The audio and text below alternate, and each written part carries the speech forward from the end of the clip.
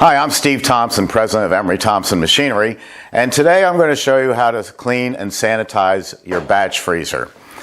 I use a product called Sanitizing by Purdy Products. Excellent product, very simple to use.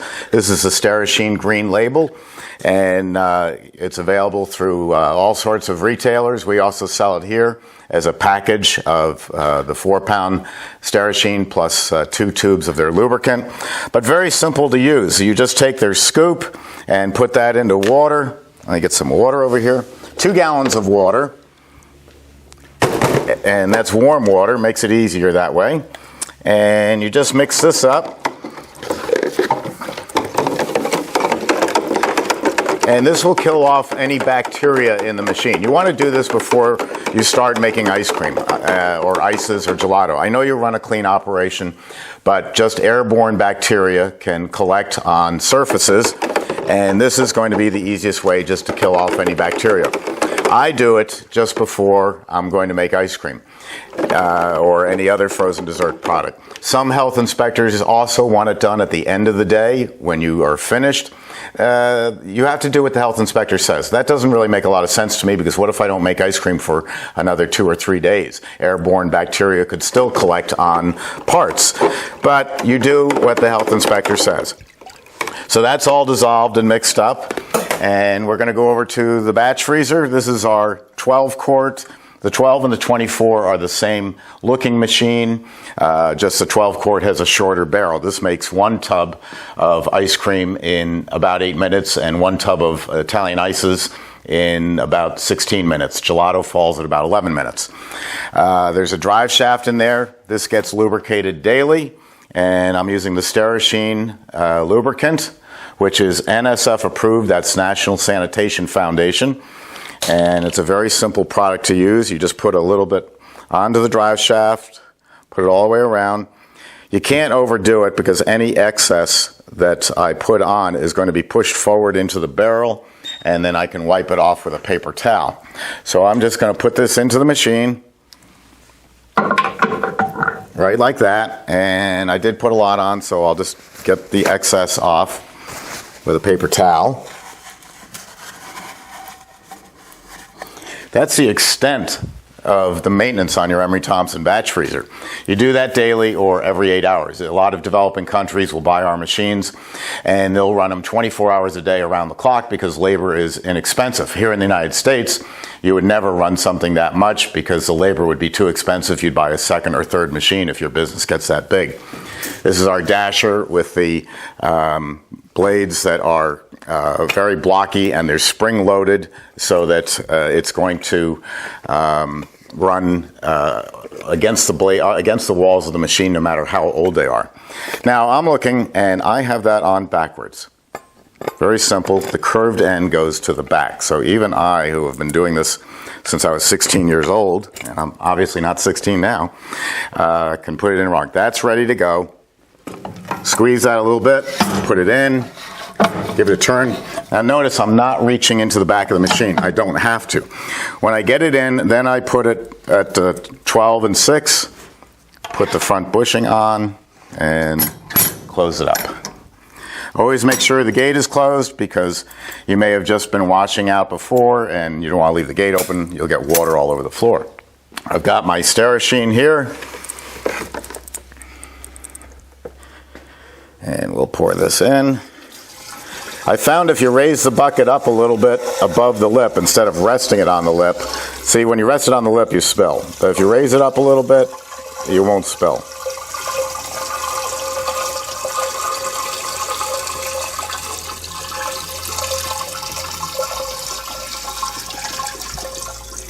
Okay, now we're only going to turn on the beater. We don't want any refrigeration, because we would then be making a giant ice cube. So we're going to start up the infinite overrun control. Let's see, I'll go to manual speed and start it up. Last time I ran this, I was making gelato at 130 RPMs. I'm going to take it up a little higher, get that Sanitizing sloshing all around the place. Okay, that one's going. The second the Sterashine hits the machine, everything is sanitized. However, most health departments want you to run it anywhere from 30 seconds to 3 minutes, so we'll let this continue to run. Over here is the CB350, the countertop, same idea. This one, the drive shaft is attached, so we're going to take the Sterashine and put a little lubricant on that. Just right there on the 2 black O-rings. And we'll slide this in. Same thing, don't have to reach in, just slide it in. Turn it around to make sure it's fully in. 6 and 12. And put the front door on.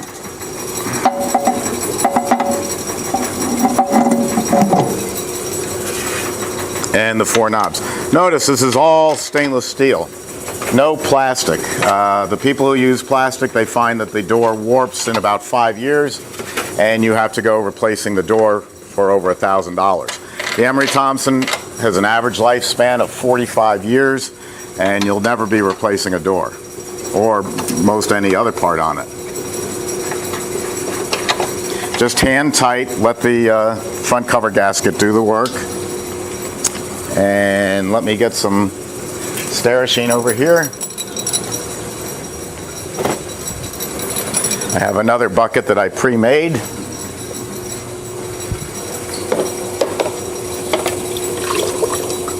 The amount that you put in doesn't really matter that much. I did follow the directions, and it was 2 gallons of water to a 4 ounces of Sterashine. But how much goes in the machine doesn't matter because it's horizontal, and it's going to slosh around and hit all the contact surfaces. Back in 1919, that's a long time ago, 1919, almost 100 years ago, we were still building vertical batch freezers. We got away from them because they're primitive. They don't make sense. Newton's law says that whatever cookies and candies that you put into the machine, gravity is going to pull it down so that your ice cream in the bottom of a vertical machine is more dense with candy and cookies than at the top. With a horizontal, everything mixes evenly. Also, when you go to sanitize a vertical machine, you must fill it all the way to the top so that it's throwing water out of the machine. Otherwise, you haven't hit all the contact surfaces.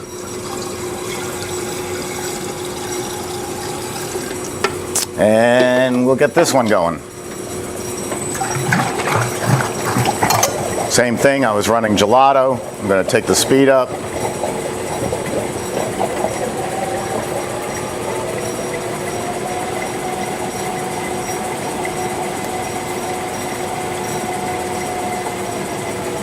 There we go.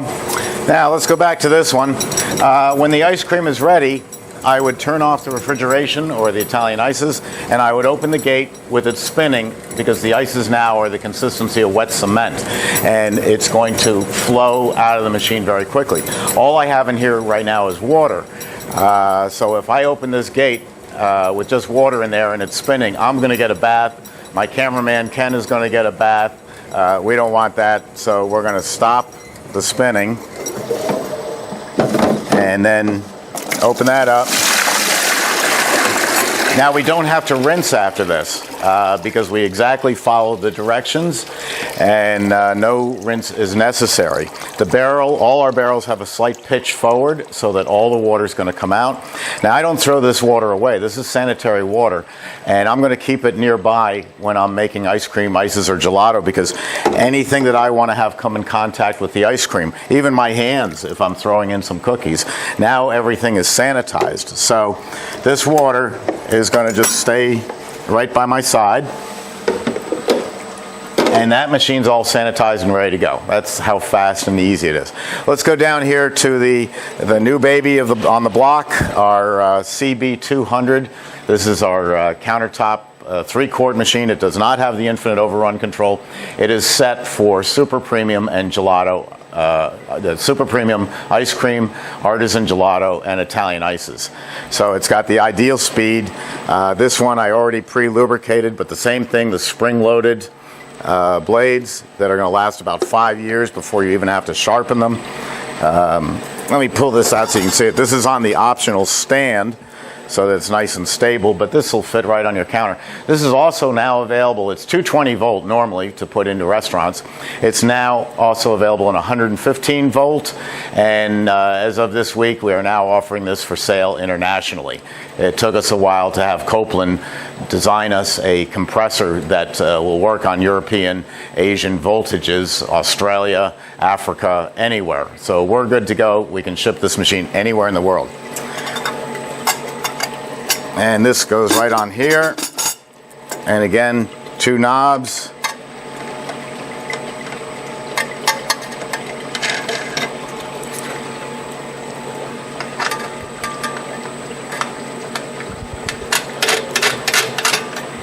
Very few moving parts, very simple. Okay, just hand tight again.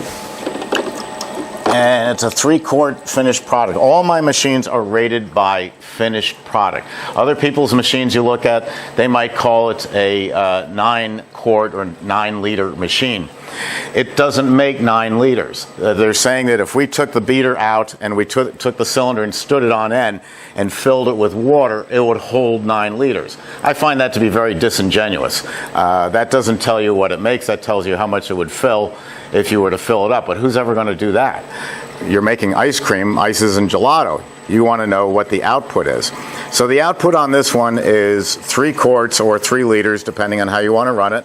There's plenty of extra room in the barrel. And that's going to be in about 10 minutes for ice cream, about 12 minutes for gelato, and about 16 minutes for Italian ice. So we turn that on, and we just let that run. And now we're going to come back over here to my CB350. This one's ready. Just get that out of the way. Again, turn off the beater so we don't get a bath.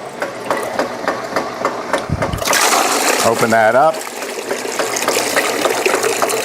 Now this is all sanitized and ready to go. If you don't break for lunch, if you just keep making product all day long, you can run easily 8 hours before you have to relubricate it, and you never have to resanitize. So when you're making ice cream, just from a practical standpoint, or ices, you start with a light flavor and work down. By that I mean maybe you would make vanilla ice cream, and then maybe you would make orange ice cream. After that, maybe strawberry, then Bordeaux cherry, then black raspberry. There's so little left in the machine that it will what we call overlap. The tiny bit of strawberry that's left in here will overlap with the darker cherry so that you're never going to notice it. This one's done. Turn that off just like the others. Let that out. And with the tilt of the freezing cylinder, everything's going to empty out completely, and we're ready to go. Now lastly, we're going to go out onto the factory floor, and I'll show you the monster of batch freezers. It's the world's largest production batch freezer. It's been in our product line for 100 years. It's the model 44 BLT. It makes 11 gallons. That's 4 big tubs in the same amount of time as these machines. Why would you buy that? Well, that's for production, high production. If you're doing wholesale to a lot of restaurants or country clubs, cruise ships, or you have 5 or 6 stores, then you would buy a 44 quart. So let's head out to the factory floor and we'll take a look.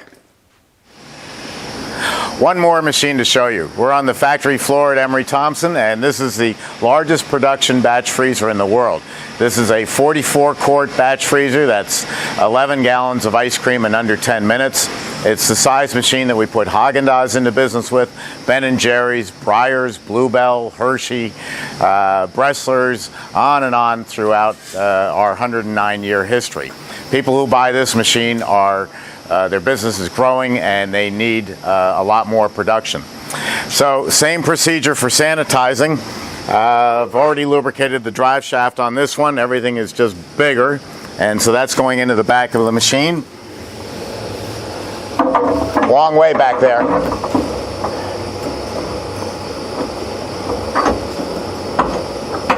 Okay, that's in. This is our new dasher. It's been out for a couple of years, and this has all been designed by CAD computers to give you the best level of overrun from the very lowest to the highest, and to discharge all the product perfectly. This is going to go right in the back.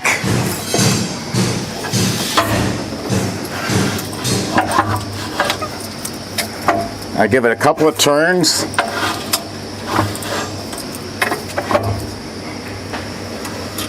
And there we go. Put the front bushing on.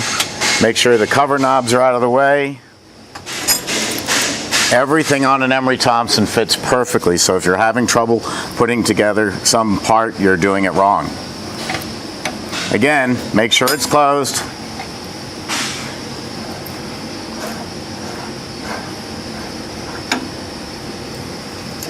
And let's put the sanitizer in. Again, a 4-ounce scoop to 2 gallons of water.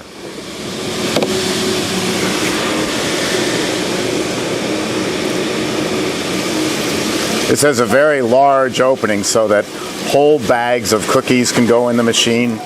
I can peel bananas and drop them right in. Hard candies. I even make Italian gelato stracciatella, where I heat up blocks of chocolate in a double boiler and then pour the hot chocolate right into the machine. The hot chocolate hits the cold gelato and instantly shatters into a regular sized pieces of candy. Fantastic product. Okay. Turn on the infinite overrun control.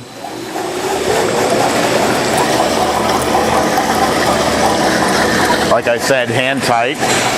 Even I can make a mistake. I'm going to ramp the speed up on this one.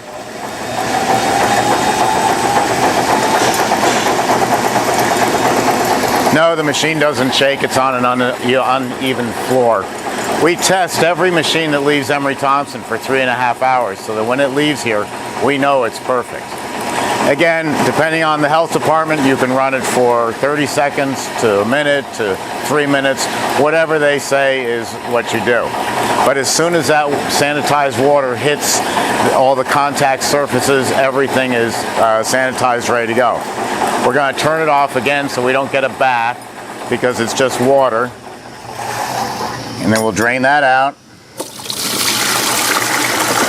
Look how large that opening is. I can get all 11 gallons out in under a minute, which is important because we want the first ice cream to have the same weight and consistency as the last.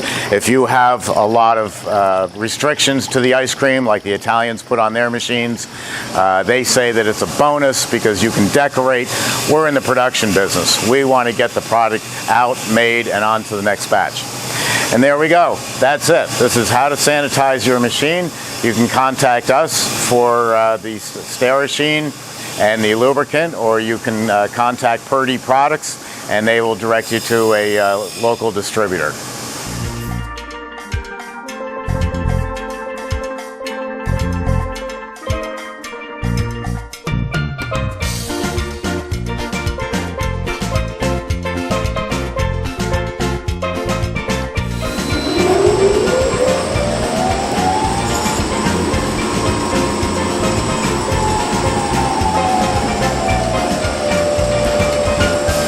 Cool sound. Yeah. Now we're in the assembly building. What? What? Can I start now? Now we're in the one more machine to yo-yo. This is hopeless.